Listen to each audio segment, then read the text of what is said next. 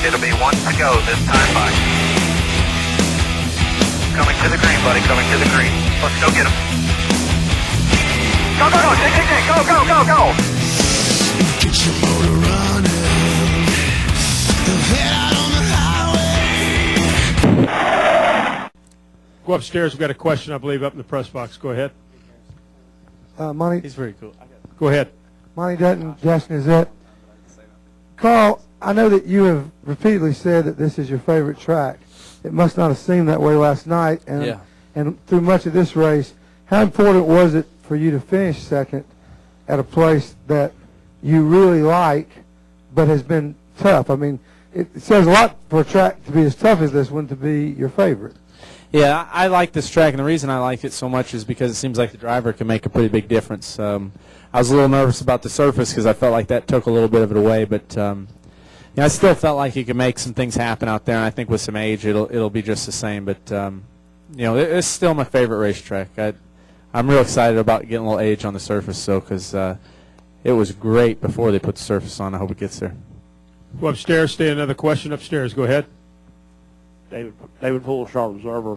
For both you guys, can you try to describe to the fans just how tough it is to make 500 miles around here? I mean, it looked like basically every lap was a wreck waiting to happen, and we had like 8 cautions, which is some people thought was miraculous. Can you just talk about how hard it is to race here under normal circumstances, and then with a new surface, how hard it was tonight?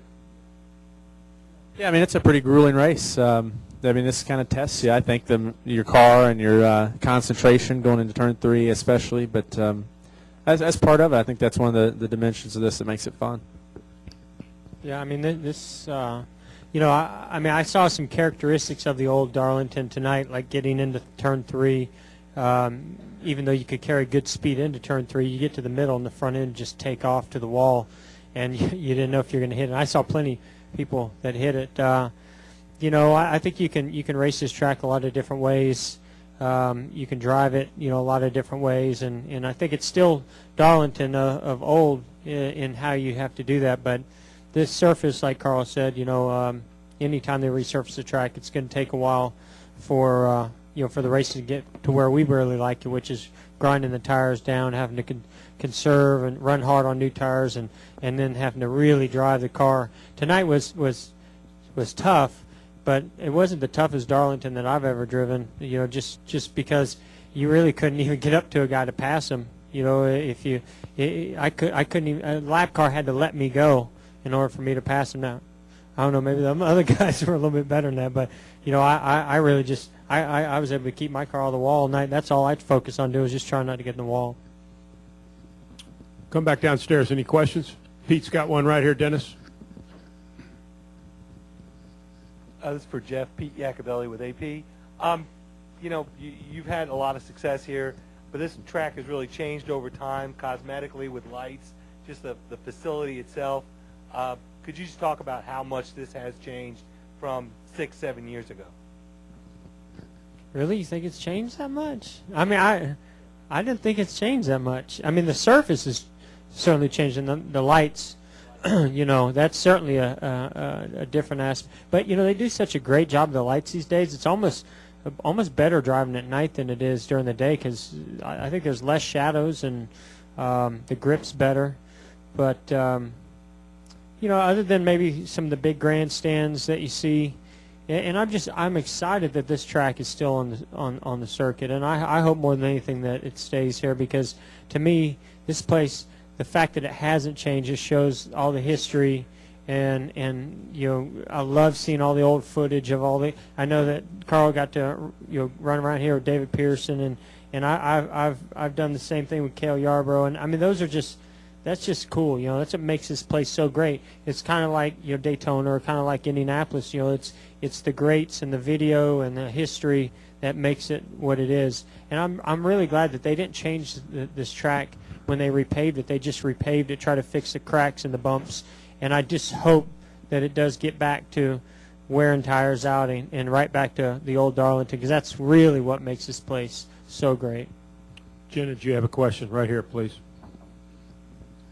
Jeff, I wanted to ask you, as Kyle's former teammate and a guy who knows him, he's pretty widely loathed out in the out with the fans but yet he's on this tear and he's winning.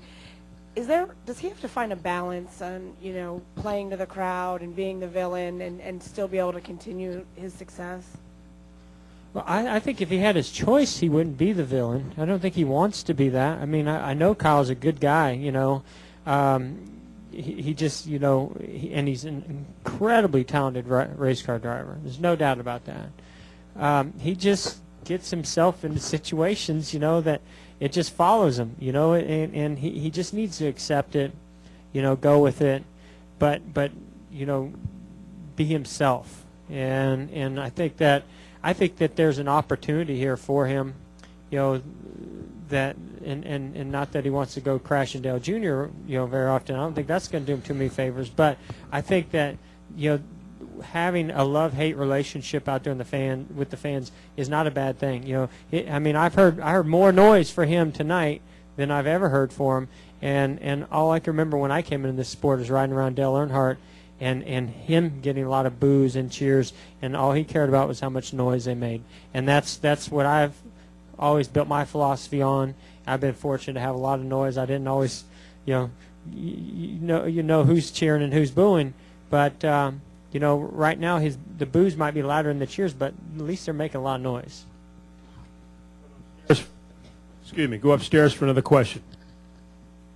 Tony Bowley, Courier Tribune. This is for Jeff and for Carl, both along the lines of that same question. Could you guys talk about the feeling that Kyle must be enjoying right now about how when you guys get up on race day, you're going to be up front and running for the wins and having so much success on a week in and week out basis? No, I've forgotten what it was like, so can't answer that. I don't know how he feels. He can answer that one.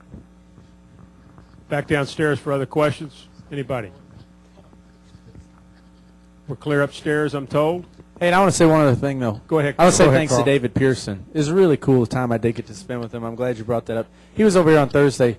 And like you said, the history here, for David Pearson to be able to stand in the garage and tell me, hey, man, if you get into turn 3 and it's a little tight, it's going to be okay in turns 1 and 2 and all that stuff. That was pretty cool. So along the lines of what Jeff said, that was a very neat experience, and I hope that we can keep this track on the schedule. That's for sure.